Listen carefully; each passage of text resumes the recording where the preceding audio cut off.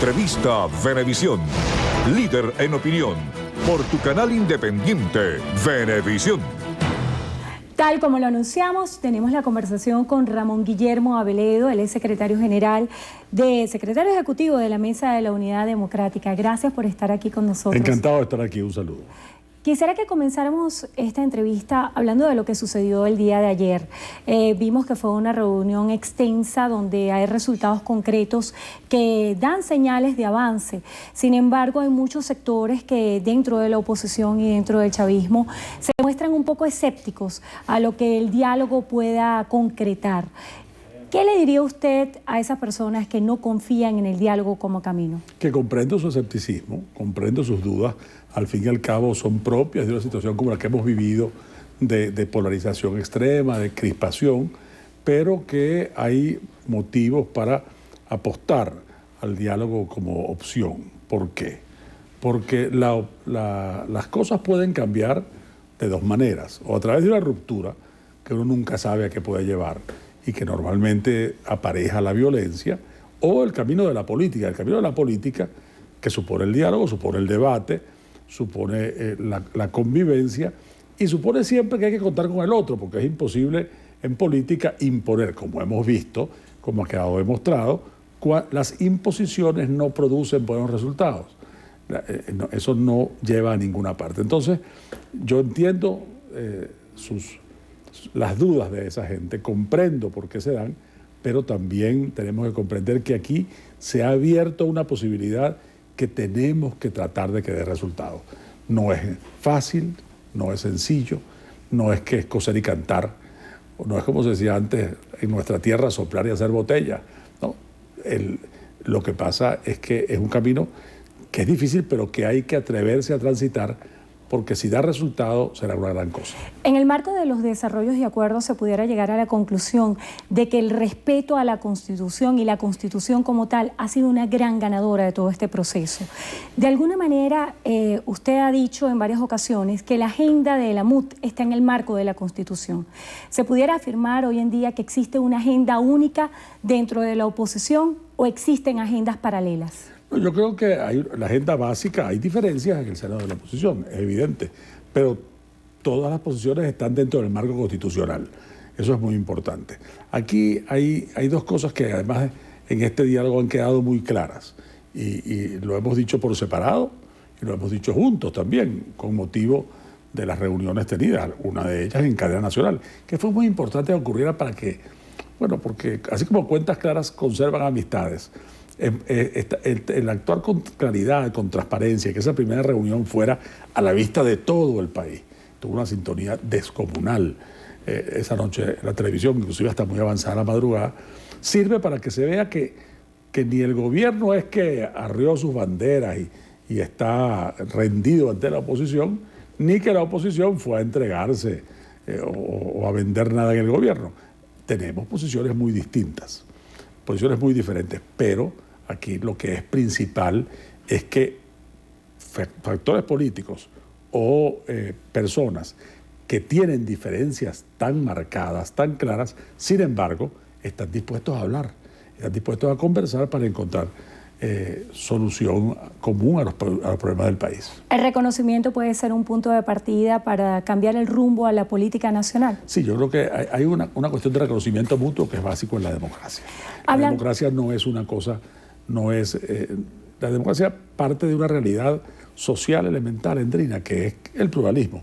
La sociedad es diversa y tenemos todos que reconocernos mutuamente. Y aquí hay dos claves en esto, y empato con una parte de tu pregunta anterior y esta porque están muy entrelazadas. Aquí hay un rechazo muy claro a la violencia por parte de todos, un compromiso a que la violencia, hay que desterrar la violencia de la vida venezolana. Y hay que trabajar juntos para crear un clima que la destierre. ¿Y cuál es el marco para desterrar la violencia? La Constitución bien cumplida. La Constitución asumida por todos, por gobernantes y por gobernados. Hablando un poco de ese maniqueísmo y la polarización que tanto daño le han hecho al país acerca de ver las dos posiciones políticas como el bando de los buenos, el bando de los malos, ¿cuáles son los puntos de encuentro que se pueden llevar adelante para que Venezuela retome el rumbo de la paz? Vemos que ustedes de alguna forma se han incorporado al plan de pacificación propuesto por el Ejecutivo Nacional y quisiera saber en concreto cuáles son los aportes que ustedes piensan hacer. De dos tipos. Por un lado, aportes desde el punto de vista conceptual y de las políticas públicas. Nosotros tenemos una comisión de alto nivel en materia de seguridad y de convivencia que ha hecho estudios acerca de la situación con propuestas, pero además también estudios acerca del plan. Y quedamos a consignar esos estudios y hacer nuestros aportes desde el punto de vista de política pública, de planteamiento. Pero además hay otro terreno. La competencia en materia de seguridad es una competencia concurrente. La tiene el Poder Nacional, la tienen las gobernaciones de Estado, nosotros tenemos 3 gobernaciones de Estado, y la tienen los municipios. Nosotros tenemos 76 municipios y el Distrito Metropolitano de Caracas. Entonces, allí hay una instancia concreta para cooperar. Una pérdida para el país de estos años ha sido el que hubiera daltonismo político y entonces yo, el gobierno nacional, colaboro con los gobernadores míos o con los alcaldes míos. Bueno, aquí estamos avanzando en un proceso y ya se ha visto en el Consejo Federal y en eso ha habido, digamos, la primera reunión, cuando todavía no había ido a ninguna reunión política, porque el gobernador Capriles estuvo en la reunión del jueves del diálogo político, pero cuando no había ido a ninguna otra reunión, la primera reunión, la que fue en sede de gobierno, fue una sobre el plan de seguridad, justamente sobre el plan de pacificación. ¿Por qué? Porque para nosotros es primordial. Entonces, cuando para el gobierno se convierte en prioridad, nosotros no podemos decir, no, como ahora el gobierno se está ocupando de eso, nosotros no. Y no, vale, muy bien, maravilloso. Vamos, aquí hay unas cosas que hacer, vamos a trabajar juntos, porque aquí lo importante es eso, que seamos capaces de darnos cuenta de que esto no puede ser una mutua negación, que hay que tener una actitud constructiva. Eso no quiere decir que no haya diferencias, las hay, pero convivimos en el mismo país. Hablando un poco de esto, de su intervención, se desprenden varios puntos que me resultan muy interesantes. La negación. Escuchábamos al presidente de la Asamblea Nacional, Diosdado Cabello, diciendo que desde que resultó electo el presidente de la República, Nicolás Maduro, no ha podido gobernar. ¿Ustedes piensan que han sido de alguna forma una piedra en el zapato para que el presidente pueda ejecutar su rol al frente del poder? No, pues la verdad es que no. Tenemos visiones distintas. A veces yo me pregunto si el señor presidente de la Asamblea Nacional de verdad desea que el diálogo funcione o no lo desea, si él está en actitud de colaborar, porque evidentemente una de las cosas que están en el diálogo y que es una asignatura pendiente es regularizar el funcionamiento de la Asamblea Nacional. Es decir, que en la Asamblea Nacional pueda haber debate, expresarse con libertad los diputados, tengan seguridad los diputados, se respete su inmunidad y su inviolabilidad, y eso es muy importante. Entonces, fíjese que siempre él está como poniéndole pero a las cosas y haciendo advertencias terribles y hablando de desconfianza, cuando estamos más bien tratando de construir entre factores que efectivamente tienen desconfianza uno del otro, tratando de construir una confianza sobre hechos concretos, como ayer pudimos avanzar en las conversaciones. Usted mencionó ahorita que hay asignaturas pendientes. Pareciera que el tema de los estudiantes también es una asignatura pendiente. Fue recurrente en varias intervenciones que llevaban líderes de la oposición en el diálogo de la semana pasada, desmarcarse de alguna forma diciendo que ellos no representaban a los estudiantes. ¿Qué piensa usted hace falta para que los estudiantes estén representados en el proceso de diálogo, puedan ser escuchadas su demanda y de alguna forma cesen las protestas que tienen en algunos puntos del país hasta esta fecha? Es muy importante, claro, distinguir un poco la protesta estudiantil de cierto tipo de protesta que no es exactamente estudiantil, ¿no? Esa es diferente, con unos métodos distintos. El liderazgo estudiantil ha demostrado una gran responsabilidad y una gran seriedad.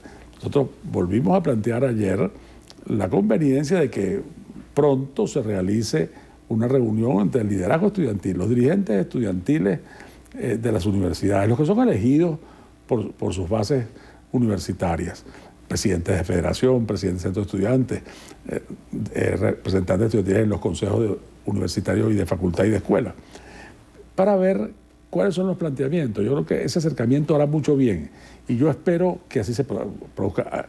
Vi ayer una rueda de prensa de Juan Requesens, el presidente del FSU de la Universidad Central, que ha estado pues junto con otros presidentes de federación de universidades nacionales como al frente de este conflicto y siempre me da la impresión de que actúa con responsabilidad, que habla con seriedad. Yo creo que ellos merecen que el gobierno los escuche directamente y por eso es que decimos que nosotros no somos sus representantes. ¿Por qué? Porque no podemos pretenderlo. Los estudiantes tienen sus representantes que son los representantes elegidos por los estudiantes y eso es muy importante. Hablando un poco acerca de la Comisión de la Verdad, uno de los logros del día de ayer fue ampliar el carácter de esta comisión que deja de ser netamente parlamentaria para incorporar otros voceros y hacerla más amplia. Más allá del debate filosófico de qué es la verdad, ¿qué se procura con esta comisión? ¿Y de qué manera se van a acatar los designios de esta comisión? Es muy importante porque la verdad es la mejor contribución a la paz. Que haya que el informe se produzca desde una instancia confiable, no partidizada, aunque haya gente de partidos, pero que no sea una instancia partidizada, que haya representantes de la sociedad civil, personalidades, como convinimos anoche, además de parlamentarios, que haya personalidades respetadas en todo el país, de forma que el dictamen, el informe final, contribuya para que el país tenga una explicación de lo que ha ocurrido, una explicación que sea válida para todos, que nos permita adoptar los correctivos. También nosotros entregamos, por cierto, un documento sobre esa materia con nuestro estudio del tema de la Comisión de Paz, porque lo que ha ocurrido en otros países es que se han dictado leyes para regular a las comisiones de paz. Aquí tenemos una posibilidad. El presidente Maduro está habilitado por la Asamblea Nacional. Sí, tiene ley habilitada. Nosotros no votamos la habilitación, pero él tiene esos poderes. Ahora, esos poderes se pueden aprovechar para, conviniendo una normativa, una ley para la Comisión de la Verdad, se pueda dictar por decreto, con rango y fuerza de ley, esa regulación y se le da el cuerpo, porque lo importante es que las recomendaciones y sugerencias de la Comisión sean asumidas por los poderes públicos y por la sociedad.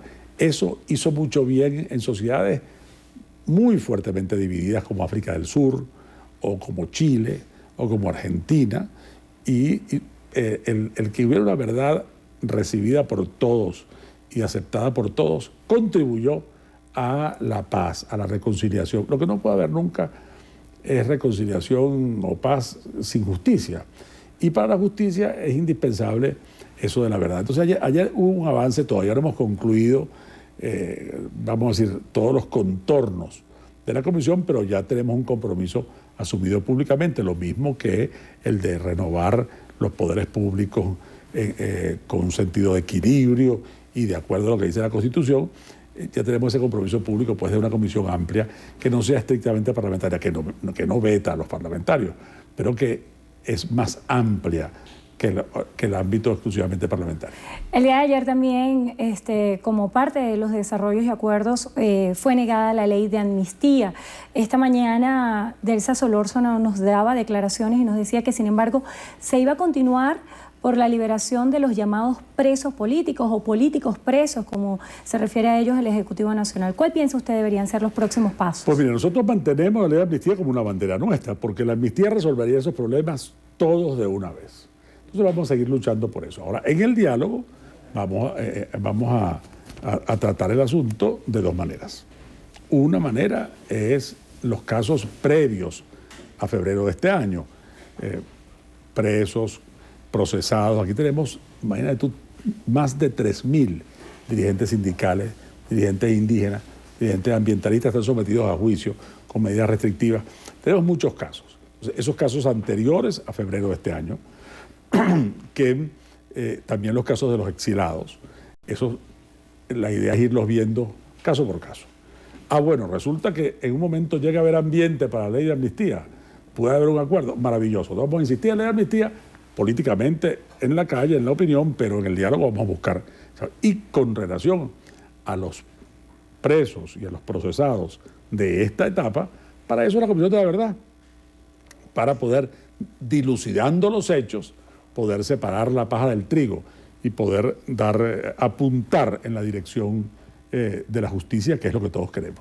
Bueno, lamentablemente se nos agotó el tiempo. Le damos las gracias a Ramón Guillermo Aveledo, secretario ejecutivo de la Mesa de la Unidad Democrática, por haber estado con nosotros hoy en Entrevista a Venevisión. Pues muchísimas gracias y además de saludar a la gente por Semana Santa, bueno, todos sabemos que hay algunas noticias alentadoras con relación al proceso de reconciliación nacional y al caso del comisario Iván Simonovic, que tiene abierto pues un camino para que podamos resolverlo. Así que es una noticia que en Días Santos quería dar a todo el mundo en el país. La reconciliación y la reflexión deben ser lugar común en Semana Santa. Yo por ahora me despido, deseándoles que sigan disfrutando de Semana Santa. La cita será la próxima semana. Por supuesto, el equipo de Noticiero Venevisión seguirá trabajando incansablemente todos estos días para llevarles informaciones. De inmediato le doy el pase a Fernando Girón.